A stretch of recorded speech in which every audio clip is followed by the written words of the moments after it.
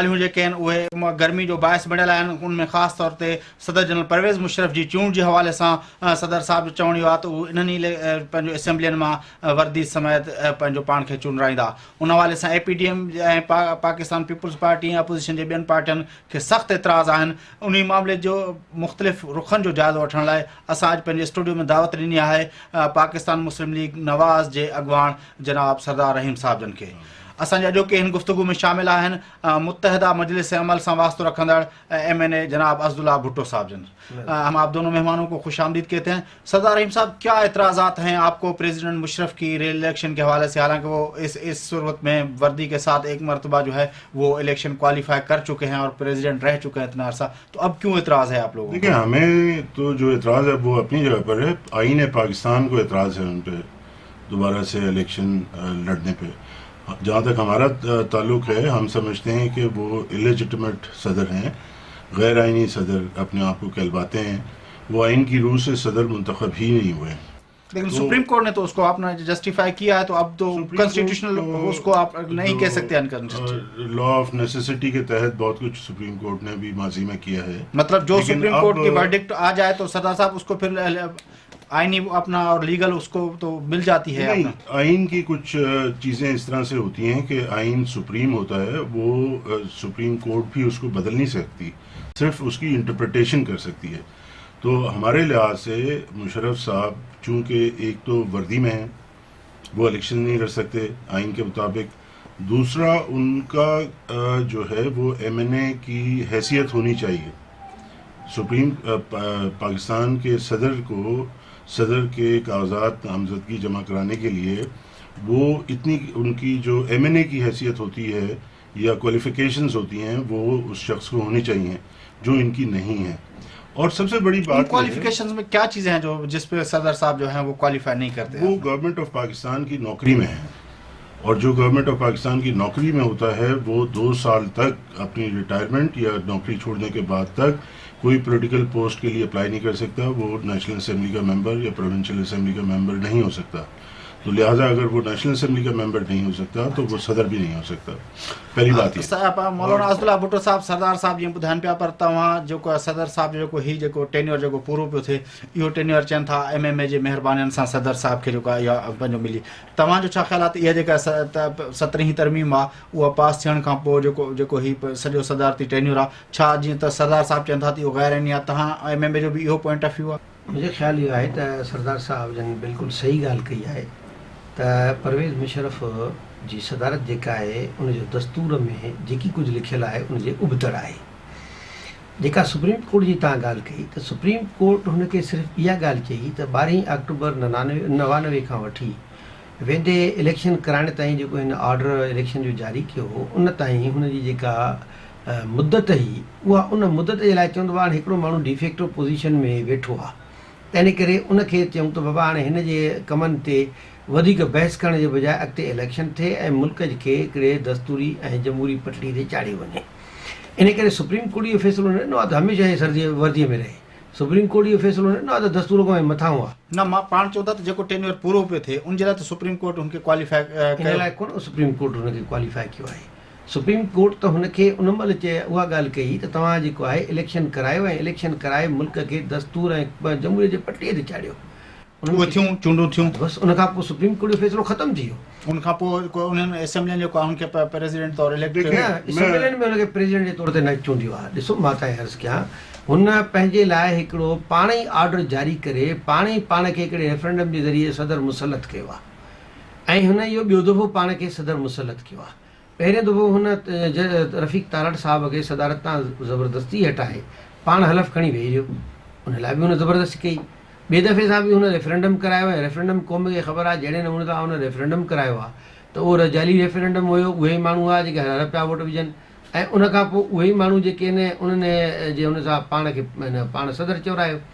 त इन करे ॻाल्हि इहा आहे त परवेज़ मुशर्रफ जी जेका सुप्रीम कोर्ट जी वर्डिक्ट हुई या उनजो जेको फ़ैसिलो हुयो उहो त सिर्फ़ु इहो हुयो त बाबा तव्हां इलेक्शन करायो ऐं क़ौमी असम्बली सूबाई असम्बली वजूद में अचनि, मुल्क में जेका जमहूरियत ऐं दस्तूरी ज़िंदगी बहाल थिए। भुट्टो साहब जेका तव्हां ॻाल्हि कयो था पिया, इहा सॼो जेको प्रोसेस आहे इन में 17वीं तरमीम जेको आहे उहो उन जो कहिड़ो रोल आहे, जेका ख़ासि तौर पे जेका तनक़ीद थींदी रही आहे पाकिस्तान पीपल्स पार्टी जी MMA ते, इहा ई तनक़ीद रही आहे थ्रू आउट जेको आहे इन पीरियड में, त MMA जेको आहे 17वीं तरमीम में मुशरफ खे जेंदान ॾिनो आहे, पंहिंजो उनजी इलेक्शन में उनजो हथु आहे, अहिड़े क़िस्म जा जेके ॻाल्हियूं थींदियूं रहियूं तव्हां बि ॿुधंदा रहियो। छा 17वीं तरमीम जो इन में को रोल न आहे? मुंहिंजे ख़्याल में 17वीं तरमीम जो इन सां वास्तो ई कोन्हे। सदर परवेज़ मुशरफ हलफ़ अॻ में थियल आहे, सदार जे कुर्सी ते अॻ में वेठो हुयो। असां त हुनजे हिकिड़ी हुनजो ज़िद इहो हुयो त हुन जेके दस्तूर में तरमीमूं कयूं आहिनि, मसलन 18 सालनि जी वोट ॾियण जी उमिरि खे घटायो आहे, अहिड़े नमूने सां हुन जेको आहे ख़वातीन जे सीटुनि जे अंदरि तरमीम कई, अहिड़े नमूने सां हुन क़ौमी असम्बली जूं ऐं सेनेट जूं ऐं सूबाई असम्बली सीटियूं वधायूं ऐं ॿिया मुख़्तलिफ़ दस्तूरी तरामीम कयूं ऐं मुख़्तलिफ़ क़ानून जो इजरा कयो। हाणे हुन जो चवणु इहो त छाकाणि त हुनखे सुप्रीम कोर्ट फ़ैसिलो ॾेई करे इन जी ॻाल्हि जो अख़्तियार ॾिनो आहे, तंहिं करे इन्हनि खे क़ौमी असम्बली मां कंहिं बि क़िस्म जे ताईद मिलण जो या क़ौमी असम्बली जे तरफ़ां उन्हनि खे इंडिमिनिटी मिलण जी ज़रूरत नाहे। असांजो चवणु हो त न, क़ौमी असम्बली जी इंडिमिनिटी जेका आहे उहा ज़रूरी आहे, क़ौमी असम्बली जी बालादस्ती क़ाइमु थियणु खपे ऐं सुप्रीम कोर्ट खे पाण ई दस्तूर में तरमीम अख़्तियार करण जो कोन्हे त ॿिए खे कीअं ॾींदी।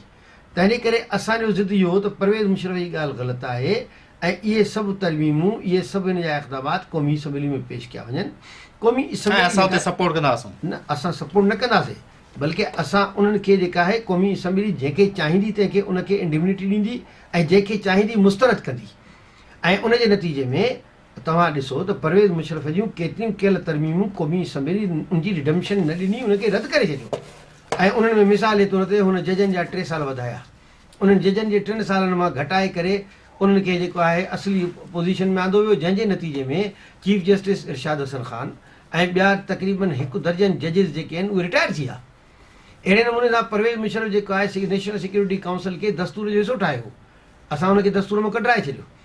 अहिड़े नमूने सां हुन जेको आहे ॿियनि मुख़्तलिफ़ सेक्शन्स में जेके तरामीम पर मौलाना साहब सरदार जीअं तव्हां चओ था त पंहिंजो जेका तव्हां हुनखे दस्तूर मां कढाए छॾियो, पर पहिरें MMA जो स्टैंड इहो हुयो त जेको MMA जो अपोज़िशन अॻुवाण आहे क़ौमी असम्बली में मौलाना फज़लुर रहमान साहब ऐं जेको आहे सूबे जो सरहद जो वज़ीर आला अकरम दुरानी साहब हुन में पार्टिसिपेट न कंदा, पर अॻिते हली तव्हां इन स्टैंड तां डेविएट करे विया।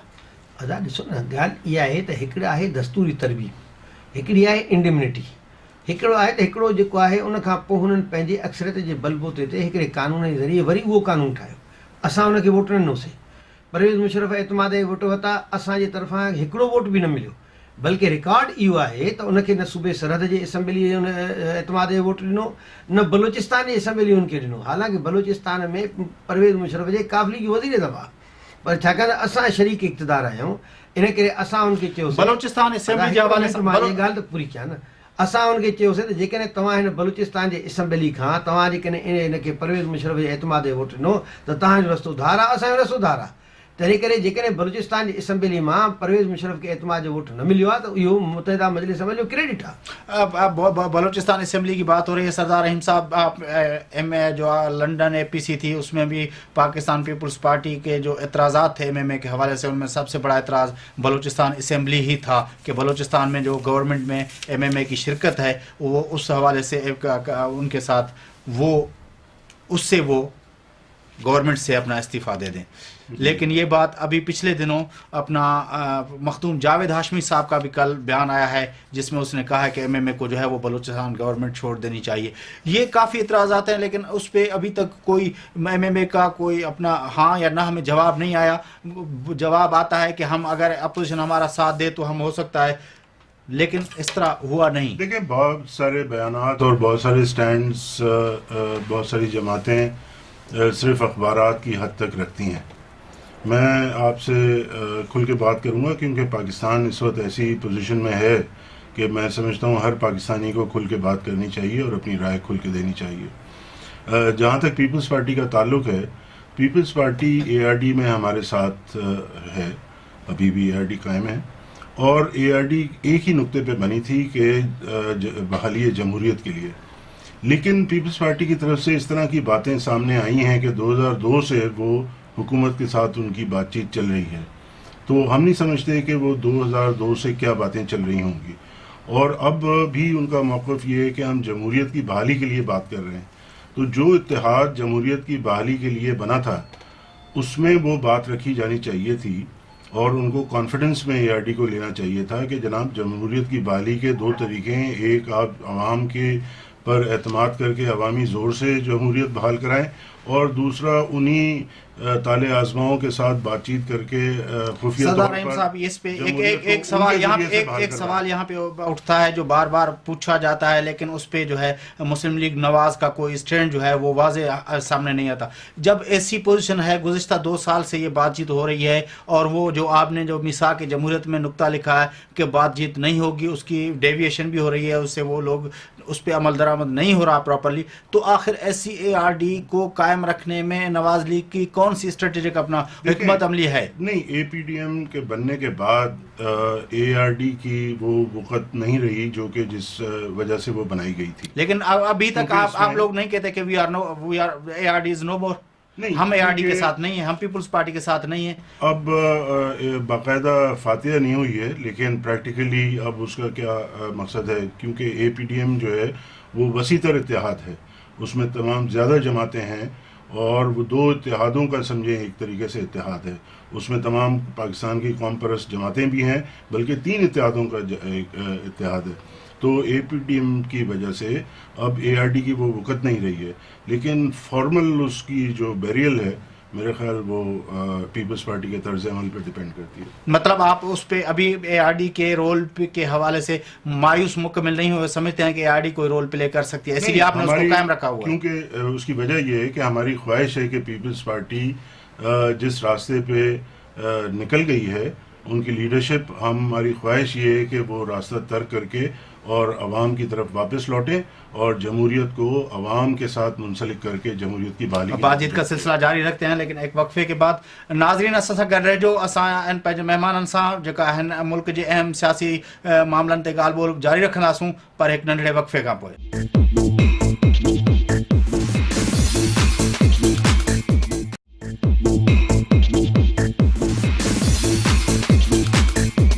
वेलकम बैक नाज़रीन। अचो त मुल्क जे अहम सियासी मामलनि ते मुल्क जे नामवर पॉलिटिशियन सां पंहिंजी ॻाल्हि ॿोल खे अॻिते वधायूं। भुट्टो साहब, जीअं मूं जेको सवेर सुवाल रखियो सरदार रहीम खां, इहो मां सुवाल छाकाणि त डायरेक्टली जेका उहो रिलेटेड आहे MMA सां, मां चाहींदुसि तव्हां उन ते ज़रूरु रोशनी विझो। आख़िर बलूचिस्तान हुकूमत में रहण में कहिड़ी हिकमत अमली आहे? जो मिसाल तौर कल्ह पीपुल्स पार्टी इतिहाद छॾण जे लाइ हुन वटि जेको सबबु ॿुधायो हुन, उहो इहो ई ॿुधायो त MMA जेका आहे उहा जीअं त हुकूमत में बि आहे ऐं अपोज़िशन में आहे, त उनजी जेका पोज़ीशन आहे उहा असांजे लाइ मशकूक आहे। अॼु कल्ह जीअं मूं रेफर कयो जावेद हाशमी साहब खे, उहे बि चवनि था त MMA खे जेको आहे इहो पंहिंजो बलूचिस्तान हुकूमत छॾणु घुरिजे। आख़िर तव्हां भला इहे सुभाणे नवाज़ लीग बि तव्हांजो इतिहाद छॾे वञे, तव्हां चाहियो था त इन पोज़ीशन ते ॻाल्हियूं वञनि छा? ॻाल्हि इहा न आहे। ॻाल्हि इहा आहे हिकु त जिते बि दुनिया में फेडरेशन हूंदी आहे, वफ़ाक़ी हुकूमत हूंदी आहे, उते ज़रूरी न आहे त हुकूमत जेका मरकज़ में हुजे उहा सूबे में हुजे। मिसाल भारत आहे, भारत में जॾहिं BJP मरकज़ में हुकूमत हुई त 2-3 सूबा अहिड़ा बि हुया जिते कांग्रेस जी हुकूमत हुई, इत्तेहादी हुकूमत साईं, कोalition आहे हुते। मिसाल तौर सरहद हुकूमत ते एतिराज़ कोन थो थिए। मां हिन करे अर्ज़ु कयो न त उन उते बि ईअं ई हुयो ऐं इहे सॼी दुनिया जे अंदरि ईअं ई थींदो आहे त सूबे जी हुकूमतूं अलॻि हूंदियूं आहिनि ऐं उनजे बावजूदि असां त इहा ॻाल्हि चई थी सघे त बाबा ॻाल्हि इहा आहे त MMA इन ॻाल्हि जे लाइ तयारु आहे त हुकूमत छॾे ॾे, पर असांजे जेके सवालात आहिनि उन जे लाइ पहिरीं तव्हां असां सां कमिटमेंट कयो। असांजो सुवाल इहो आहे, असां जेकॾहिं हुकूमत में निकिरूं था त उते गवर्नर राज लॻंदो, छाकाणि जॾहिं हुकूमत जो हिकिड़ो हिसो निकिरी वेंदी त उते काफ़िली जेका हुकूमत ठाहिण जी पोज़ीशन में न आहे। त सुवाल इहा आहे त असां सां गॾु जेका आहे पूनम ऐं प्लस पीपुल्स पार्टी, सभु पार्टियूं वाइदो कनि त बाबा काई पार्टी वरी हुकूमत न ठाहे थी, त ईअं न थिए जो असां हेॾा निकिरूं उन खां पोइ वरी ॿी हुकूमत ठाहे वेही रहनि, या इहा त गवर्नमेंट में उते जेको आहे गवर्नर राज लॻे, त उनजे लाइ इहा ॻाल्हि असांजे मथां ज़िम्मेदारी न पवे। असां त हुकूमत छॾण लाइ तयारु आहियूं। असांखे APDM वधीक प्यारी आहे, हुकूमत प्यारी न आहे, पर असां चवंदा त पहिरियों मामलात खे सेटल कयो ऐं उन खां पोइ असां इन जे इस्तीफ़ा ॾियण लाइ तयारु आहियूं। नंबर 2 इहो त मां इहो बि अर्ज़ु कयां त असांखे कंहिं बि क़िस्म जी हुकूमत जी ज़्यादा न आहे। जेकॾहिं असांखे हुकूमत प्यारी हुजे हा त असां परवेज़ मुशर्रफ साहब जे पॉलिसियुनि में परवेज़ मुशर्रफ जी हिमायत कयूं आहे। असां त मां जीअं अॻाड़ो बि अर्ज़ु कयो तव्हांखे त परवेज़ मुशर्रफ जी हिमायत जो त वोट न पास थियण ॾिनोसीं, असां जेको आहे जॾहिं भुगटीअ जे ख़िलाफ़ु ऑपरेशन पई थिए त क़ौमी सूबाई असम्बली बलूचिस्तान खां करारदाद पास थियण जी हिमायत थी। असां त उनजे बावजूदि जेको आहे मुख़्तलिफ़ मामलात में हुकूमत जे ख़िलाफ़ ते जेके आहिनि उहे एक्शन्स कया आहिनि। इन करे त असां त पंहिंजी पॉलिसी ते हली रहिया आहियूं। इन करे असांजे रस्ते जी उहा रुकावट न आहे ऐं इनशाला असां APDM खे क़ाइमु रखण जे लाइ हर क़िस्म जी कुर्बानी ॾींदासीं ऐं सूबाई असम्बली छॾणी पई त छॾी ॾींदा। साईं मौलाना साहब, हाणे इन में ॿ टे ॻाल्हियूं जेके आहिनि उहे मिसाल तौरु प्रेसिडेंशियल जेका इलेक्शन आहे उन हवाले सां काफ़ी कानूनदाननि जो इहो ख़्यालु आहे त जेकॾहिं का बि सूबाई असैम्बली हिकु या ॿ जेकॾहिं नथियूं रहनि त प्रेसिडेंशियल जेको इलेक्टोरल कॉलेज आहे उहो पूरो न हूंदो, तंहिंजे करे प्रेसिडेंट जेको आहे उहो इलेक्शन उहो थी न सघंदियूं। जेकॾहिं इहा तव्हां सूरत हाल ॿुधायो था, जेकॾहिं हुते गवर्नर राज लॻे थो ऐं जेकॾहिं तव्हां सरहद असैम्बली ते जे तहलील करण जी जेकॾहिं वज़ीर आला तव्हांजो सिफ़ारिश करे थो, मां सम्झां थो पोइ त प्रेसिडेंट जे इलेक्शन जो सुवाल जेको आहे उहो ख़ुदि ब ख़ुदि ख़तमु थी वेंदो। ईअं न आहे। मां पाण सां गॾु दस्तूर पाकिस्तान खणी आयो आहियां। हिन दस्तूर पाकिस्तान में इहो लिखियलु आहे त जॾहिं क़ौमी असैम्बली डिज़ॉल्व थींदी तॾहिं जेका आहे सदारती इलेक्शन जेका आहे उहो रुकिजी सघंदी। मां अव्हां जे साम्हूं हे दस्तूर पाकिस्तान जेको आहे उनजी दफ़ा 41 आहे जंहिंजे प्रोविज़ो आहे।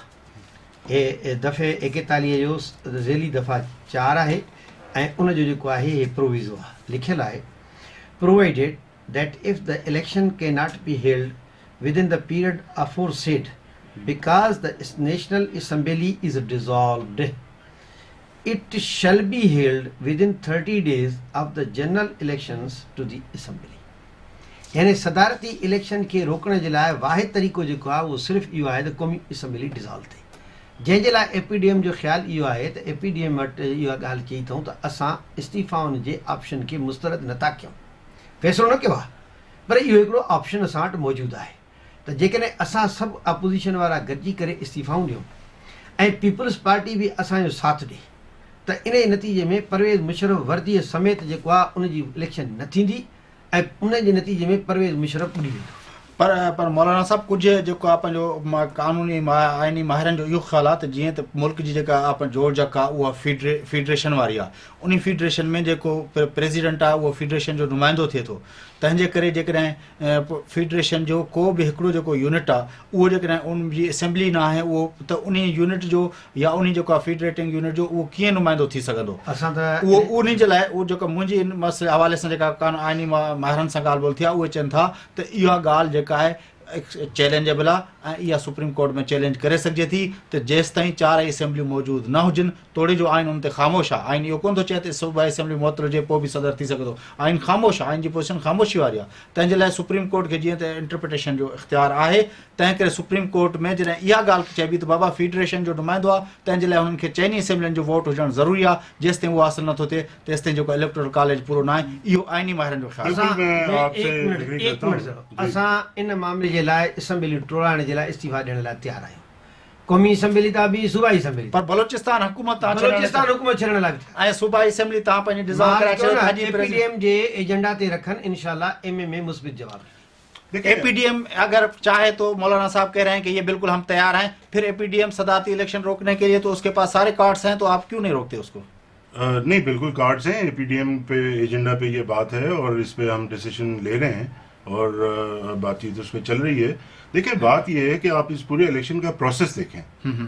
पहली बात तो ये है कि परवेज़ मुशर्रफ साहब का ये तीसरा दौर होगा, बल्कि चौथा दौर होगा जी, तीसरा जी, ठीक है। पहले उन्होंने जब सदर रफ़ीक तारड़ साहब को हटाकर खुद सदर बने तो पहली दफ़ा सदर बने, फिर उन्होंने रेफरेंडम कराया तो दूसरी दफ़ा रेफरेंडम कराया, दूसरी दफ़ा सदर बने। फिर अगर आप ये कहें कि रेफरेंडम का जो सदर बना हुआ था उस पर उन्होंने वोट ऑफ कॉन्फिडेंस लिया 2002 में, तो वो या तो उसको आप तीसरी दफ़ा कहें या दूसरी दफ़ा कहें, ठीक है। वो अगर रेफरेंडम 2002 मई में हुआ था शायद, उसका टर्म तो ख़त्म हो गया 2007 मई में, तो ये वो गैर आइनी और गैर कानूनी सदर अभी अपने बने में हैं। अगर उसको लिया जाए रेफरेंडम को, सदारत का उनका जो टाइम शुरू हुआ था, अगर आप जो कि वोट ऑफ कॉन्फिडेंस लिया था वो इलेक्शन नहीं था, तो उसको आप नहीं ले सकते, आपको वही लेना पड़ेगा रेफरेंडम जिसको इंडेमनिटी दी बाद में 17th अमेंडमेंट पे, ठीक है।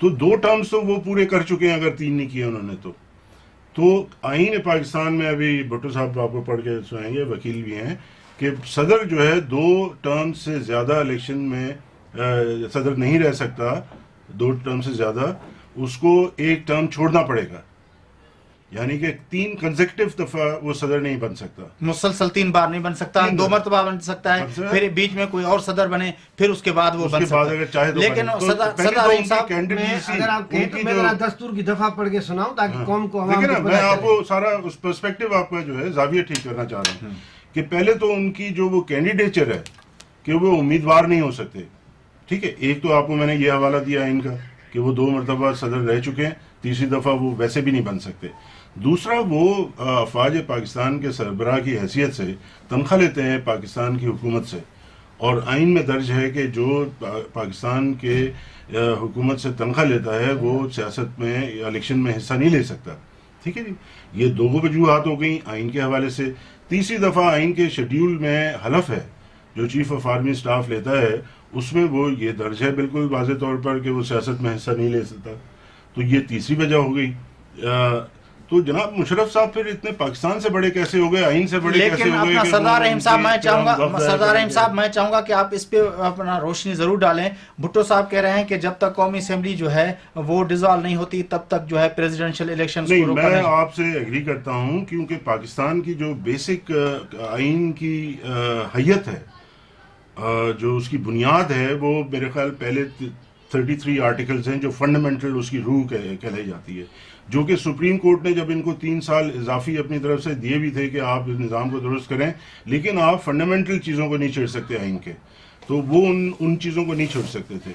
تو پاکستان کا جو فنڈامنٹل آئین جس پہ یہ سارا آئین بنا ہے وہ ایک فیڈریشن کے کانسیپٹ پہ بنا ہے، تو فیڈریشن کا کانسیپٹ اس وقت نامکمل رہتا ہے کہ کوئی ایک فیڈریٹنگ یونٹ کہ اگر اس میں مرضی شامل نہیں ہو یا رائے شامل نہ ہو، آپ کسی کو ڈسکارڈ نہیں کر سکتے کسی صوبے کو۔ تو میں آپ کی رائے سے بالکل اتفاق کرتا ہوں کہ اگر کوئی ایک صوبائی اسمبلی موجود نہ ہو اور وہ ووٹ نہ دے کسی صدر کو، تو وہ صدارتی انتخابات جو ہے وہ پھر سردار رحیم صاحب جس طرح بھٹو صاحب کہہ رہے ہیں کہ وہ ایم اے میں تیار ہے اگر اے پی ڈی ایم ایسا کوئی ڈیسیشن لے کہ وہ بلوچستان حکومت سے علیحدہ ہو جائیں، اور علیحدہ ہونے کی صورت میں جس طرح بتا رہے ہیں کہ وہاں پہ گورنر راج لاگو ہو جائے گا تو وہ اسمبلی بھی نہیں رہے گی۔ اسی طرح جو اگر وہ اپنا وزیر اعلیٰ سرحد جو ہے وہ اپنا ایڈوائز کرے کہ سرحد اسمبلی ڈیزالو کی جائے تو وہ بھی اسمبلی نہیں رہے گی۔ تو جب 2 اسمبلیاں نہیں رہیں گی تو اس وقت پریزیڈنشل الیکشن بھی نہیں ہو سکتے، تو پھر تو اے پی ڈی ایم کو پریشان ہونے کی ضرورت نہیں ہے میرے خیال۔ دیکھیں کھیل تو بنا ہوا ہے، اے پی ڈی ایم کس نے کہا پریشان ہے؟ دیکھیں کھیل تو بنا ہوا ہے۔ اسی زاویے میں پھر آپ دیکھیں کہ جو یہ ابوظہبی اور جدہ اور واشنگٹن یاترا ہو رہی ہے، ان کو بھی یہ ساری چیزیں پتہ ہیں، ان کو پریشانی تو اسی بات کی ہے کہ آئین جو ہے وہ بڑا واضح ہے اس میں، اور اللہ تعالیٰ ہمت دے پاکستان کی سپریم کورٹ کو اور چیف جسٹس کو کہ انہوں نے یہ فیصلہ کر لیا ہے کہ اب جو غلطیاں پہلے ہوئی ہیں سب سے وہ ہوئی ہیں، لیکن اب آئین کے راستے سے نہیں ہٹا جائے گا اور ود ان ڈومین آف آئین جو ہے وہ کام کیا جائے گا۔ سردار صاحب ایسا پریزیڈنشل الیکشن کے حوالے سے اے پی ڈی ایم کی کیا حکمت عملی ہوگی؟ اس پہ جو ہے اپنا پاپولر موومنٹ چلے گی؟ اگر صدر صاحب نے الیکشن کروانے کی کوشش کی سپریم کورٹ سے رجوع کیا جائے گا، یا جس طرح آپ بتا رہے ہیں کہ 2 اسمبلیاں تحویل کروا سکتی ہے اے پی ڈی ایم، کیا اسٹریٹجی ہوگی؟ اس پہ بات چیت کرتے ہیں لیکن ایک وقفے کے بعد۔ ناظرین اساسا کر رہے جو ملوں تھا ننڈڑے وقفے کا۔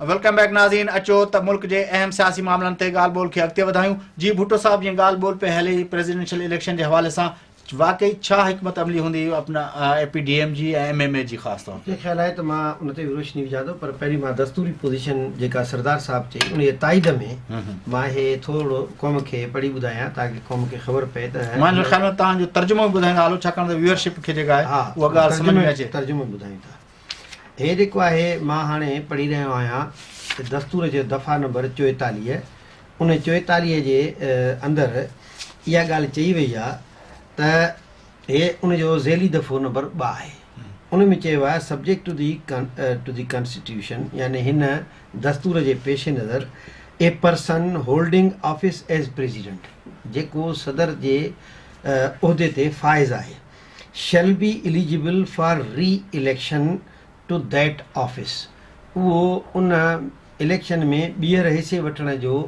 اہل ہوں، بٹ पर हितां खां वठी थो शुरू थिए, पर no person shall hold that office, पर ॿीहर कोई बि माण्हू उन उहिदे ते फ़ाइज़ न थी सघंदो for more than 2 consecutive terms, मुसलसल 2 दफ़नि खां वधीक न थी सघंदो।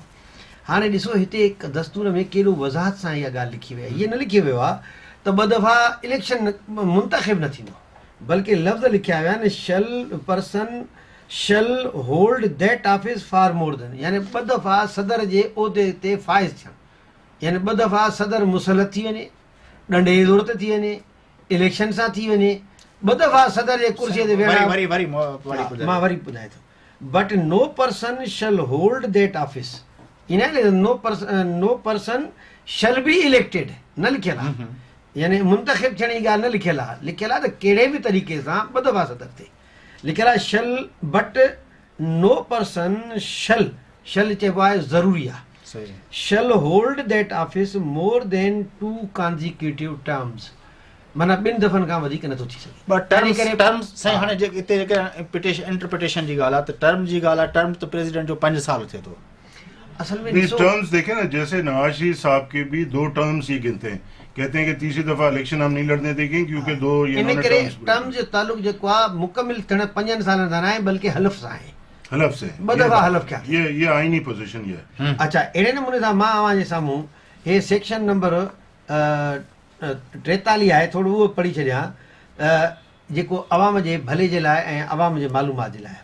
हे सेक्शन 43 उन ज़ेली दफ़ा पहिरियों लिखियल आहे, the president shall not hold any office of profit, सदर जेको आहे उहो को बि अहिड़ो उहिदो न रखंदो जंहिंजो हुनखे मुनाफ़ो मिले, in the service of Pakistan, हुकूमत पाकिस्तान जे नौकरीअ में, और ऑक्यूपाई एनी अदर पोजीशन, या ॿी का अहिड़ी हैसियत न माणींदो, carrying that right to the remuneration, जंहिंजे नतीजे में हुनखे कुझु मिलंदो हुजे। तव्हांखे यादि हूंदो त हिंदुस्तान में सोनिया गांधी जेका नेशनल असेंबली तां इस्तीफ़ा इन के बुनियाद ते ॾिनी हुई, उन ते इहो इल्ज़ाम हो त शायदि को पंहिंजो हुयो जेको ट्रस्ट हुयो को मां हुनखे for the rendering the services, कंहिं बि क़िस्म जे ख़िदमत जे एवज़ हुनखे का शइ मिलंदी हुजे। परवेज़ मुशर्रफ जेको आहे आर्मी चीफ जे हैसियत सां सभु जेके आहिनि उहे मराहत हासिल करे रहियो आहे, तंहिं करे उहो त वाज़े लिखियल आहे 43 में तो सदर नथो थी सघे। वरी हुनजो जेको हलफ हुयो, हाणे सरदार साहिब ज़िक्र कयो, ॾाढो सुहिणी ॻाल्हि कई आहे साईं। उन शेड्यूल में हिन जे हलफ में लिखियल आहे, हे 3 शेड्यूल आहे, उन 3 शेड्यूल में सेक्शन 244 जे तहत हे हलफ खणंदो आहे हर जेको आर्मी चीफ हूंदो आहे। उन में लफ़्ज़ लिखियल आहिनि, that I will not engage my self, त मां पंहिंजो पाण खे मुलविस न कंदुसि, इन एनी पॉलिटिकल एक्टिविटीज़, कंहिं बि क़िस्म जे सियासी सरगर्मियुनि में, वाट्सो एवर, कहिड़े बि क़िस्म जी हुजनि, यानी बहसियत आर्मी चीफ जे कंहिं बि क़िस्म जे सियासत जे सीने सां हिन जो ताल्लुक न आहे, यानी परवेज़ मुशर्रफ रोज़ सियासत थो करे। अच्छा, आप आर्टिकल 6 भी पढ़ लें जरा, मैं आपको दूसरा नुक्ता बताता हूँ। अच्छा, देखिए जी, आर्टिकल 6 में है कि अ पर्सन हु सबवर्ट्स द कॉन्स्टिट्यूशन, सबवर्ट का मतलब क्या होता है कि आइन को तोड़े, सबूताज करे, आइन से बाला या आइन कोई फैसला करे या कोई काम करे। हे लिखियल आहे हाई ट्रेज़न, माना वॾी जेको आहे ॾोह। इन में सेक्शन 6 में लिखियल आहे, एनी पर्सन हू एब्रोगेट्स और अटेम्प्ट्स और कंस्पायर्स, माना इन जी थी जेको माण्हू इन खे दस्तूर खे ख़तमु करे या उन जी कोशिशि करे, अटेम्प्ट्स और कंस्पायर्स, या उन लाइ साज़िश करे, टू एब्रोगेट त इन खे ख़तमु करे या उनखे फेराए, सबवर्ट्स उनखे उबतो करे, और अटेम्प्ट्स और कंस्पायर्स टू सबवर्ट, या उनखे ख़तमु करण या उनखे फेराइण जी कोशिशि करे, the constitution by use of force, ताक़त जे ज़रिए, ॾंडे जे ज़ोर ते, और शो ऑफ फोर्स, आज पंहिंजे कुवत जे इज़हार जे ज़रिए, और एनी अदर अनकॉन्स्टिट्यूशनल मीन्स, या ॿिए कंहिं बि क़िस्म जे गैर दस्तूरी अमल सां, जीअं परवेज़ मुशर्रफ कया आहिनि, shall be guilty of high treason, उहो जेको आहे हिकिड़े वॾे ॾोह जो मुर्तकिब हूंदो। हाणे इन जे लाइ अगर आप इजाज़त दें, आप बड़ी मेहरबानी आपकी। 12 अक्टूबर 1999 को मुशर्रफ साहब ने आइन को पामाल करते हुए कब्जा किया हुकूमत पर, एक मुंतखब अवाम के मुंतखब वजीर आजम। लेकिन अपने सरदार रहीम साहब इस पे अगर बातचीत करें, लेकिन इस पे सुप्रीम कोर्ट आप मेरी मुकम्मल बात सुनिए। हाँ बताएं। उन्होंने किया, सुप्रीम कोर्ट ने उन पे मेहरबानी की, क्योंकि सुप्रीम कोर्ट पीसीओ पे हल्फ लिया हुआ था, उन्होंने उन पे मेहरबानी की। भुट्टो साहब और इनके दोस्तों ने उन पे मजीद मेहरबानी की कि उनको रास्ता दे दिया कि आप चलें, ठीक है, कुछ अरसे हमारे पे मुसलत रहें लेकिन जान छोड़ें हमारी। 17वीं तरमीम के ज़रिए से उन पर मेहरबानी हो गई। चलें, हम उसकी बात अगर ना करें तो आप कह सकते हैं कि भाई ठीक है, ये सब कुछ हुआ। उसके बाद 9 मार्च 2007 को जनरल परवेज मुशर्रफ ने दोबारा आर्टिकल 6 अपने पे लागू करवाया है, क्योंकि यूज ऑफ फोर्स के जरिए से आइन को तोड़ते हुए, आइन के आर्टिकल 209 की शिकसात को तोड़ते हुए चीफ जस्टिस ऑफ पाकिस्तान को बरतरफ सस्पेंड किया उन्होंने। ठीक है, तो ये आर्टिकल 6 दोबारा से उन पे लागू होता है, और जिस पे आर्टिकल 6 लागू हो वो सदारती इलेक्शन कैसे लड़ सकता है? मतलब आप कहते हैं कि वो अभी इसको फिर का अपना यानी इंटरप्रिटेशन की जरूरत है कि उस पे सुप्रीम कोर्ट क्या वर्डिक्ट दे। लेकिन अपना सरदार रहीम साहब, जो मेरा सवाल है वो इस बहस को हम आगे ले जा रहे हैं कि अब तक ये हो गया कि ये कानूनी पोजीशन है, वो अपना उसमें बहुत सारी अपना वो है, लेकिन एपीडीएम जो इस सारा जो उसका जो स्टैंड है, what will be the strategy, हिकमत अमली क्या होगी, किस तरह आप इन इलेक्शंस को रोकेंगे? क्योंकि इसके आपके पास 4 ऑप्शंस हैं। ऑप्शन 1 जो है, जिस तरह बातचीत हो रही थी कि अगर 2 असेंबलियां वो अगर नहीं रहती और उसमें एमएमए अपना जो है किरदार अदा करती है, तो उसके बाद ये हो सकता है कि आप उन असेंबलियों को इलेक्शंस को रोक सकते हैं। दूसरा ये है कि आप सुप्रीम कोर्ट में जाएं, वहाँ से कोई स्टे लें या कोई डिसीजन लें, वो तरीका है। तीसरा तरीका ये है कि आप उस को रोकने के लिए कोई पॉपुलर मूवमेंट चलाएं और वो इतनी फोर्सफुल हो कि वो इलेक्शंस ना हो सकें। चौथा तरीका ये है कि आप असेंबली से, जिस तरह भुट्टो साहब बता रहे हैं, कि आप जॉइंटली जो है वो सारी सूबाई और नेशनल असेंबली से इस्तीफ़ा दें, और फिर क्या हिकमत अमली होगी भुट्टो साहब? साईं, मां अर्ज़ु कयां त असां त चइनी स्ट्रेटेजी से अमल करे रहिया आहियूं। असां हिकिड़ी पॉपुलर मूवमेंट जे लाइ जलसा करे रहिया आहियूं, जंहिंजो जेका आहे हिकिड़ो जलसो रावलपिंडी में थियो आहे, उनखां पोइ कोयटा में थियणो आहे, उनखां पोइ 9 तारीख़ इंशाल्लाह कराची में थींदो, ऐं उनखां पोइ सॼे मुल्क जे अंदरि हिकिड़ी वॾी तहरीक उथारींदासीं, ऐं उन जे लाइ इहे इब्तिदाई मूवमेंट थी रहियूं आहिनि। उन में सभु पार्टियूं संजीदगी सां कोशिशि करे रहियूं आहिनि। ॿी जेका आहे ॻाल्हि उहा इहा आहे त असां परवेज़ मुशर्रफ जे इलेक्शन खे रोकण लाइ क़ौमी असम्बली ऐं सूबाई असम्बली तां इस्तीफ़ा ॾियण खां न घबराईंदासीं। मतलब फैसलो न थियो आहे भुट्टो साहब, ॾिसो इन करे न थियो आहे, मां ॿुधायां। छाकाणि असेंबलियन त इस्तीफ़ा जो मसलो, मुंहिंजी प्लीज़ ॻाल्हि ॿुधो, असेंबलियन त इस्तीफ़ा वारो मसलो जेको आहे उहो अपोज़िशन जेका आहे, ईअं घणी सम्झो त गुज़िरियल साल खां वठी जॾहिं बुगटी साहब जो मसलो थियो तॾहिं खां वठी माना इहो बहस है ईंदो रहे। मुख़्तलिफ़ एमएमए त वरी जेको आहे हुदूद ऑर्डिनेंस जे हवाले सां बि एमएमए जे कुझु रहनुमाउनि इहे बयान ॾिना हुआ त असां इस्तीफ़ा ॾींदासूं, ऐं पोइ हाफ़िज़ हुसैन अहमद बयान इस्तीफ़ा ॾेई बि छॾी। मतिलबु अपोज़िशन जॉइंटली इस्तीफ़ा वेठो आहे हाफ़िज़ हुसैन अहमद, मतलब पेश त कई हुई साईं, न उन पंहिंजे हुनखे अॻे पेश थियल हुई। ॻाल्हि इहा न आहे, ॻाल्हि सिर्फ़ु एतिरी आहे त तव्हां, मुंहिंजो ख़्यालु इहो आहे त तव्हां असांजे हिन एपीडीएम हिकिड़ी नओं इतिहाद ठहियो आहे, हिकिड़े नए जज़्बे सां ठहियो आहे, इन करे तव्हां असांजे उन नए जज़्बे असां जेकी कमु करे रहिया आहियूं हिकिड़े वॾे ज़हनी हम आहंगी सां करे रहिया आहियूं। लंडन में तक़रीबन सभिनी सियासतदाननि पाण में मुलाक़ातूं करे हमज़हन थिया आहिनि त असांखे कहिड़े बि नमूने सां परवेज़ मुशर्रफ जे इलेक्शन खे रोकणो आहे, ऐं परवेज़ मुशर्रफ वर्दीअ समेत ऐं बिना वर्दीअ जे ॿिन्ही सूरतुनि में क़बूल न आहे।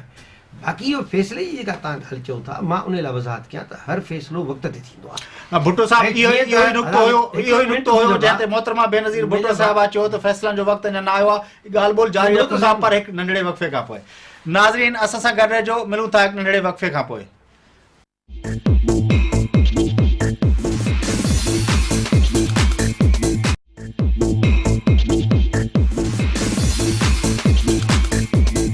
वेलकम बैक नाज़रीन, अचो त पंहिंजनि महिमाननि सां गुफ़्तगू खे अॻिते वधायूं। जी भुट्टो साहब, तव्हां ॻाल्हि बोल। मां इहा ॻाल्हि पई चई त असल में सदारती इलेक्शन जेका आहे उन लाइ दस्तूर में लिखियलु आहे, इन ई दस्तूर में जेको हाणे मां पढ़ियो पिए उन में लिखियलु आहे त इलेक्शन जेका आहे उहा 30 ॾींहं अॻु में थींदी, यानी 15 नवंबर खां 30 ॾींहं अॻु में 15 सेप्टेंबर ते, 15 अक्टूबर ते, ऐं 60 ॾींहं वधि में वधि माना 15 सेप्टेंबर ते।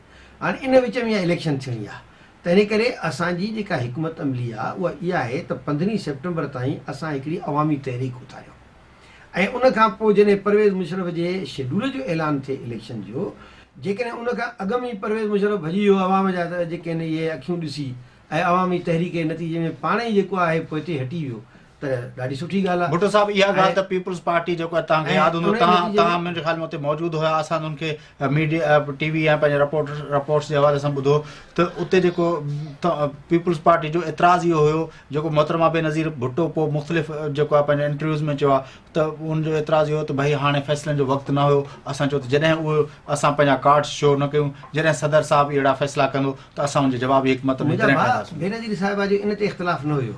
बेनज़ीर साहिबा जे इख़्तिलाफ़ जेको आहे उहो त इहो हुयो त APDM में शामिल न थिया। APDM में इन करे शामिल न थिया त हो चवनि था त बाबा असांखे इक़्तिदार खपे, असांखे तहरीक न खपे। हो चवंदा तहरीक जे ज़रिए इक़्तिदार न मिलंदो। इन करे बेनज़ीर साहिबा जो क्लियर मौक़िफ़ आहे जंहिंजो बयानु जेको आहे नवाज़ शरीफ़ साहिब बि ॾिनो आहे त बेनज़ीर साहिबा चाहे थी इक़्तिदार मिलणु, चए थी त तहरीक जे ज़रिए इक़्तिदार न मिलंदो। तंहिं करे APDM में शमूलियत जेका आहे उन में त इहो शर्त ई कोन हो त पहिरियों पीपल्स पार्टी वाइदो करे इस्तीफ़ा जो पोइ शामिल थिए, इहो त काई मसइलो ई कोन हो। इन करे असां सम्झूं था त इहो मसइलो त सानवी आहे। असल मसइलो तहरीक हलाइण जे लाइ ॾिसो न, बेनज़ीर साहिबा त हाणे बि 2 ॾींहं अॻु में बयानु ॾिनो आहे त असां तहरीक न हलाईंदासीं, असां मुज़ाकिरात ऐं डील जे ज़रिए जेको आहे या ढील जे ज़रिए या जेको बि उहो चवनि था उन जे ज़रिए जेको आहे उन परवेज़ मुशर्रफ सां गॾिजी करे शरीक इक़्तिदार थींदासीं। त इन करे तहरीक ऐं शरीक इक़्तिदार ॿ अलॻि अलॻि शयूं ऐं मुख़्तलिफ़ हुन में हिकिड़ो ओलह में हिकिड़ी ॿी ओभर में आहे। सरदार रहीम साहब, क्या वाकई मैं ये सवाल आपसे भी ज़रूर मालूम करना चाहूँगा कि हिकमत अमली अभी तक वाज़े नहीं है, और जिस तरह मैंने बताया भुट्टो साहब से बातचीत करते वक्त कि इस्तीफ़ाओं का ऑप्शन जो है वो अपोजिशन काफ़ी अरसे से उसको मुख्तलिफ वक्तों पे वो सामने आया है, लेकिन लास्ट मोमेंट पे देखने में यही आया है कि वो ऑप्शन अवेल नहीं किया अपोजिशन ने, और फिर वो मुख्तलिफ रहनुमाओं ने ये भी कहा कि अगर उस वक्त हम अवेल कर लेते तो शायद हम बेहतर पोजिशन में होते। अभी तक हिकमत अमली क्या होनी चाहिए, फाइनल उस पे कोई अपना अपोजिशन के दरमियान कोई हम आहंगी नजर नहीं आती, सवाए एक ये कि जलसे हो रहे हैं। वो तो ARD के प्लेटफॉर्म पे भी हो रही थे, MMA ने भी मेरे ख्याल में शुरू की थी अपना एक मूवमेंट, तो वो तो पहले ही हो रहा था। तो अब इसमें इस इत्तेहाद में और लंदन APC जो हुई है वो हम किस तरह समझें कि एक कदम हम आगे गए हैं? बिल्कुल आप इस तरह से समझें जैसे मैंने आपसे पहले कहा कि ये जो मुल्क के 3 बड़े इत्तेहाद थे, ARD, MMA और पूनम, वो एक जगह हो गए। ये तासुर भी नहीं है कि MMA के साथ मुस्लिम लीग नून मिल गई है, इसमें पूनम की तमाम पार्टियां शामिल हैं, ANP शामिल है, इन इत्तेहादों से बाहर तहरीक इंसाफ शामिल है, छोटी बड़ी पार्टियां सारी उसमें शामिल हैं। तो जो लोग एक बहुत ही ज़्यादा प्रोग्रेसिव जहन रखते थे और कम्युनिस्ट पार्टी से भी मुंसलिक रहे हैं, वो लोग भी इस इत्तेहाद में शामिल हैं। तो ये कोई मजहबी इत्तेहाद सच नहीं है, पहली बात तो ये। दूसरी बात ये कि ये फैसला हो चुका है कि मुशर्रफ साहब वर्दी या बगैर वर्दी के कबूल नहीं है। अब तो बॉल मुशर्रफ साहब के कोर्ट में है कि वो अब कौन सी करतब दिखाने की कोशिश करते हैं, और जैसे ही वो कोई करतब दिखाने की कोशिश करेंगे, मुत्तहिदा अपोजिशन APDM के प्लेटफॉर्म से उसको बिल्कुल कन्फ्रंट करेगी, उसका मुकाबला करेगी, और पाकिस्तान के अवाम के मफादात की खातिर जो भी हो सका जद्दोजहद वो करेगी। मतलब स्ट्रेटेजी जो है वो अभी तक फाइनल नहीं हुई, उस पर बातचीत। देखिए ना, एक चीज़ है ऑब्जेक्टिव, आपका मकसद क्या है, और स्ट्रेटेजी बनती है उस मकसद को हासिल करने के लिए। तो इस वक्त जो मुशर्रफ साहब जो स्ट्रेटजी बनाएंगे उसकी काउंटर स्ट्रेटजी बनेगी। स्ट्रेटजी हमारी तो बिल्कुल साफ जाहिर है कि हम आइन की रूह से इस मुल्क को आगे चलाना चाहते हैं, हम पार्लियामेंट की बालादस्ती चाहते हैं, हम कानून और उसकी हुकूमत चाहते हैं आइन की। तो ये तो हमारी स्ट्रेटजी है, लेकिन उसको रोकने के लिए, हमारे इन मकासद को रोकने के लिए और हमारी स्ट्रेटजी के खिलाफ जो स्ट्रेटजी बनेगी उसके खिलाफ हम काउंटर स्ट्रेटजी हमारी बनी हुई है। सरदार साहब, मैं एक सवाल जो लाजमी पूछना चाहूँगा वो ये कि क्या इस बात का भी इम्कान है कि अपना APDM मुश्तरका कोई सदारती उम्मीदवार नॉमिनेट करे और उस इलेक्शन के ज़रिए प्रेसिडेंट मुशर्रफ को जो है वो अपना शिकस्त दे? नहीं, हम ये ऑप्शन आप अवेल कर सकते हैं? हम ये समझते हैं कि ऐसे हालात शायद उस हद तक हम ना पहुँच सकें, और हम किसी तरीके से भी मुशर्रफ साहब को एक कैंडिडेट की हैसियत से भी, चाहे वो वर्दी उतार भी दें اور صرف ایک امیدوار کی حیثیت سے بھی اتنی عزت اور لیجیٹمیسی نہیں دیں گے کہ ان کے مقابلے میں بھی کوئی کینڈیڈیٹ ہو. یہ انشاءاللہ عوامی طاقت سے ان کو ہٹایا جائے گا، اور ان کو جو مقاصد کے لیے یہ پاکستان کو جس طریقے سے خرابی کی طرف لے گئے ہیں انشاءاللہ تعالیٰ ان کو کوئی کامیابی. بھٹو صاحب چھا خیالات جو موں سوال سردار صاحب کھانے کو تو چھا ان گال امکان واقعی بالکل ختم ان اے پی ڈی ایم وٹ ان جو طے تھل فیصلو ہے تو الیکشن صدارتی الیکشن میں نامینیشن جو ہے وہ اے پی ڈی ایم کی طرف نہ تھی؟ ادا ॾिसो न मुंहिंजा भाउ चवंदा आहिनि त ॼमंदो त नानी मुहांडे थींदो. अञा ॼाओ ई न आहे, तव्हां अॻे प्रिज़म्पशन से असांखां पुछो था. ॻाल्हि इहा आहे त प्रिज़म्पशन से कॾहिं बि हिकमत अमलियूं न ठहंदियूं आहिनि.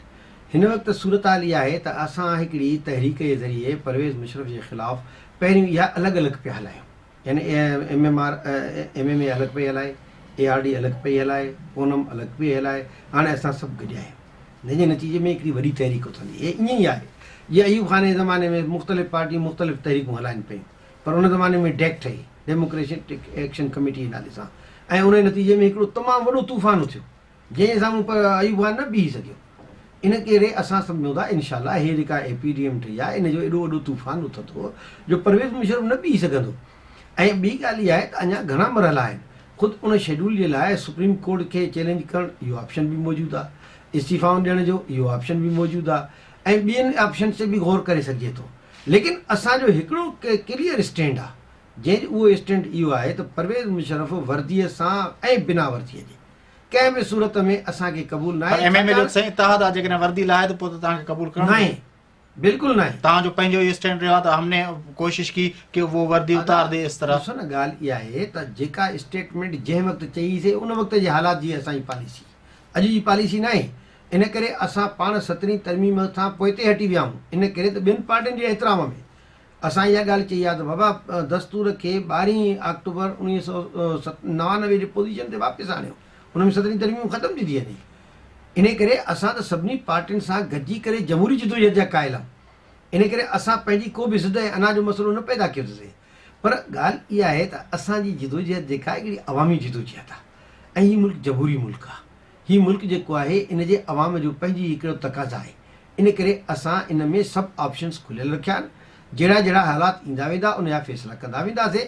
लेकिन हाणे असां का बि कंहिं क़िस्म जो ऐलान करे कमिटमेंट करे पाण खे ॿधणु नथा चाहियूं जंहिंजो फ़ाइदो परवेज़ मुशर्रफ खे पवंदो. मतलब अभी तक सरदार साहब जो सूरत हाल है वो बिल्कुल वाज़ेह नहीं है कि क्या अपोजिशन या APDM की लाएमल होगा. लेकिन जिस तरह आपने भुट्टो साहब ने कहा कि जो कॉन्स्टिट्यूशन है उसको 12 अक्टूबर 1999 वाली पोजीशन पे लाया जाएगा, ये मेरे ख्याल में ये ऐसा नुक्ता था जिस नुक्ते पे अपना उसमें भी ऑल पार्टीज़ कॉन्फ्रेंस में भी कुछ इख्तलाफ राय हुआ था कि भाई जो इलेक्टोरल निज़ाम है जिसमें जो है औरतों की सीटें रखी गई हैं, या जो अपना वुमेन प्रोटेक्शन बिल है, ऐसे कई दफ़ात हैं. क्या आप समझते हैं कि सारी जमातें इस बात पे राजी हैं APDM की, और आप भी चाहते हैं कि वो जो है वो सारी चीज़ें रिवर्स हों? जी देखिए बिल्कुल मैं, क्योंकि इस पे 4 ह्यूमन राइट्स की जो एक्टिविस्ट जो काफ़ी तंजीमें हैं जो इस मूवमेंट में आपके साथ होंगी, लेकिन अगर इन नुकात को अगर लाया गया तो वो शायद आपके साथ ना हो. जी मैं आपसे अर्ज करूं, इस पे मैं APC में खुद मौजूद था जी, जो वहाँ जो हुआ कार्रवाई मैं उसका गवाह हूँ. इस पे सिर्फ बहुत सारी जमातों को बहुत सारी चीज़ों पर एतराज़ात हैं.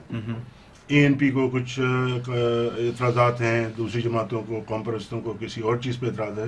लेकिन तमाम रहनुमाओं ने ये बात की कि हमें एतराज़ात हैं, लेकिन हम एक वसी तर इत्तेहाद की खातिर अपने उन एतराज़ात की हम बात नहीं करना चाहते. इस वक्त ज़रूरत मुल्क को ये है कि आमरीत से जो है छुटकारा हासिल किया जाए और उसके लिए मुश्तरका जद्दोजहद करनी पड़ेगी. लिहाजा हम अपने आप को पेश करते हैं उस मुश्तरका जद्दोजहद के लिए. सिर्फ पीपल्स पार्टी ने इस बात पर एतराज़ किया था कि जो तरामीम की गई हैं विमेंस बिल के हवाले से या वोटर्स एज के हवाले से या जो सीट्स बढ़ाई गई हैं उसके हवाले से वो रहनी चाहिए. तो उसमें कोई ऐसी अनोखी बात वो नहीं थी. मुस्लिम लीग नून ने जो चार्टर ऑफ डेमोक्रेसी साइन किया है उसमें भी वो बात है, ठीक है, और वो भी पीपल्स पार्टी के इंसिस्टेंस पे किया था. लेकिन मुस्लिम लीग नून उसमें सेक्रेटरी है, तो वो ऐसी कोई चीज़ नहीं है. लेकिन चूंकि तमाम लोगों की राय ये थी कि जनाब फिर ये बीच की खराफात जितनी भी मुशर्रफ की है, अगर 17वीं तरमीम को आप हटा रहे हैं तो फिर बाकी सारी चीज़ों को भी हटाएं. फिर जब एक मुंतखब نمائندہ اسمبلی بنے گی اس میں یہ ساری چیزیں جو قوم چاہتی ہے اس کو دوبارہ لایا جا سکتا ہے. ٹھیک, تو اس بنیاد پر لوگوں نے اپنے اعتراضات کو محدود رکھا اپنے تک اور وسیع تر اتحاد کے لیے وہ شامل ہوئے اے پی ڈی ایم میں. بات کر رہے ہیں کہ اس کو آئین کو ریورس کیا جائے 1999 12 اکتوبر کی پوزیشن پہ, تو اس سوال پھر یہ پیدا ہوتا ہے کہ پھر تو ضیاء الحق کے دور میں جو ترامیم ہوئی اس پہ بھی لوگوں کو کافی اعتراض ہے. پھر تو 1973 کا جو آئین ہے جس کو متفقہ آئین کہا جاتا ہے اس کو اپنی اصل روح میں کیوں نہیں بحال کیا جاتا؟ دیکھیں ہمیں تو ایشو یہ نہیں ہے نا, ایشو آمریت ہے اس ملک میں. ہم یہ کہہ رہے ہیں کہ جو کچھ ہوا تھا 12 اکتوبر کو جو شب خون مارا گیا جمہوریت پر, پہلے تو وہاں پر آئے نا, پہلے ایک ریپرزنٹیٹیو پارلیمنٹ تو بنے.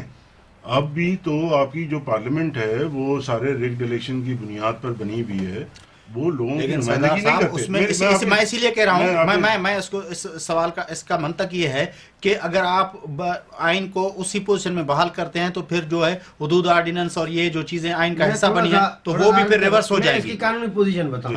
اصل میں ایک تو یہ آپ سمجھ لیں کہ حدود آرڈیننس دستور نہیں ہے, قانون ہے. اس لیے یہ دستور سے اس کا کوئی واسطہ نہیں ہے, یہ قانون ہے ایسے جیسے عام قانون بنتا ہے. اس لیے اس کا دستور کے 99 کے پوزیشن میں چلے جانے سے کوئی حدود آرڈیننس کے ترمیم پہ اثر نہیں پڑے گا. اس لیے اس کو آپ الگ رکھیں, اس کا اس سے کوئی واسطہ نہیں ہے. نمبر 1.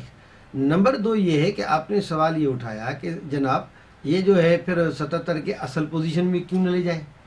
انہیں جو جواب 73 پوزیشن تے چھو نہ کھڑی نہ, انہیں جو جواب یہ ہے تو ॾिसो 88 में 85 में इलेक्शन थी, हिकिड़ी असेंबली ठही, उन खां पोइ 88 में इलेक्शन थी, असेंबली ठही, उन खां पोइ 90 में इलेक्शन थी, उन खां पोइ 93 में इलेक्शन थी, उन खां पोइ 97 में इलेक्शन थी. तंहिंजे करे हीअ जेका 12 अक्टूबर 99 वारी पोज़ीशन आहे इहा 5 असेंबलियुनि जे गुज़रण खां पोइ हिते असां पहुता आहियूं. ऐं उहे के इलेक्टेड असेंबलियूं हुयूं. हिकु हुन में 2 दफ़ा पीपल्स पार्टी जी हुकूमत ठही, 2 दफ़ा जेका आहे मुस्लिम लीग जी हुकूमत ठही, हिकु दफ़ो जेको आहे जुड़े साहब जी हुकूमत ठही. लेकिन इन सभिनी असेंबलियुनि जेको आहे इन दस्तूर खे क़ौम जी नुमाइंदगी कंदे 12 अक्टूबर 1999 पोज़ीशन ते पहुचायो आहे. उन खां पोइ जी जेका पोज़ीशन आहे उहा हिकिड़े माण्हूअ पंहिंजे ॾंडे जे ज़ोर ते उन में तब्दीली पैदा कई आहे. भुट्टो साहब पोइ त ही असेंबली बि आहे न, 17 तरमीम हिन असेंबली जी पास थियल आहे, पोइ त ही असेंबली बि आहे. प्रेसिडेंट मुशर्रफ जे समूरनि फ़ैसिलनि खे हिन असेंबली इंडोर्स कयो आहे. मां इन करे अर्ज़ु कयो त असां 17 तरमीम ते इन करे ज़ोर नथा भरियूं, जीअं सरदार साहब सही ॻाल्हि चई त जॾहिं असां हिकिड़ियूं तमामु वॾे तइदाद में 3 इतिहाद आहिनि, केतिरियूं पार्टियूं गॾु थिया आहियूं नंढियूं वॾियूं, त हिक ॿिए जो एतिराम कयूं था. एनपीए खे कुझु रिजर्वेशन हूंदियूं, कुझु एमएमए खे हूंदियूं, कुझु जेके नून लीग खे हूंदियूं, कुझु जेके कॉन्ग्रेस पार्टियुनि खे हूंदियूं. उन सभिनी पंहिंजा एतिराज़ात छॾिया आहिनि हिकिड़े वॾे मक़सद जे लाइ, ऐं उहो वॾो मक़सदु इहो आहे त मुल्क मां हिन फ़ौजी आमरियत खे ख़तमु करणु हमेशा के लिए. ऐं उन नतीजे में हिकिड़ी दस्तूरी ऐं क़ौमी जेका आहे हुकूमत. बात यह है कि देखें इलेक्शंस अब ये बेहतरी की तरफ जा रहा है पाकिस्तान इंशाल्लाह, क्योंकि एक इंटरिम सेटअप हो, न्यूट्रल सेटअप हो, उसके तहत इलेक्शंस हों, इंडिपेंडेंट हों, आज़ाद इलेक्शंस हों, लोगों की जो राय है वो गिनी जाए, उसकी बुनियाद पे जो पार्लियामेंट बनेगी वो पार्लियामेंट की बालादस्ती होगी, और उस पार्लियामेंट की बुनियाद पे जो हुकूमत बनेगी वो जवाबदेह होगी पार्लियामेंट को. आज कुछ पूछने वाला नहीं है. तो इसलिए ये बात रखी गई है कि 1997 की पोजीशन में 12 अक्टूबर की पोजीशन में जाएगी, लेकिन एक नई पार्लियामेंट के साथ. हमने ये बात नहीं की कि वो रिस्टोर कर दी जाए हमारी हुकूमत. बात वहाँ पर यही है कि एक ऐसी पार्लियामेंट जो आज़ादाना इलेक्शन के तहत मुंतखब की गई हो, उस में बैठ के तमाम इशूज़ पे बात हो सकती है. सरदार साहब आपकी बड़ी महिरबानी. असांजे भुट्टो साहब तव्हांजी महिरबानी. तोड़े जो अॼोकी ॻाल्हि ॿोल जेका थी उनमें जेको आहे इहो मालूम न थी सघियो आवाम खे, क़ौम खे, त APDM जेको आहे सदारती इलेक्शन रोकण जे हवाले सां उनजी हिकमत अमली छा आहे, ऐं आया APDM बहैसियत हिकिड़े इतिहाद जे सदारती इलेक्शन में पंहिंजो कैंडिडेट नॉमिनेट कंदी या न, छाकाणि त इहे मामला जेके आहिनि अञा APDM वटि अञा ताईं इन्हनि मामलनि ते कोई शयूं तइ न थियूं आहिनि. असां तव्हां ॿिनी महिमाननि जो तमामु थोराइता आहियूं. नाज़रीन, तव्हां असांजी गुफ़्तगू ॿुधी मुल्क में सदारती चूंडनि जे हवाले सां ऑल पार्टीज़ डेमोक्रेटिक मूवमेंट जी छा हिकमत अमली हूंदी, उन सां लाॻापियल 2 अहम पार्टियुनि जे अॻुवाणनि जे तव्हां ख़्यालात ॿुधा. अॻे हफ़्ते नवनि महिमाननि सां गॾु नए इशू सां तव्हांजी ख़िदमत में हाज़िर थींदासीं. पंहिंजे मीज़बान फयाज़ नाइश खे इजाज़त ॾींदा. अल्लाह निगहबान.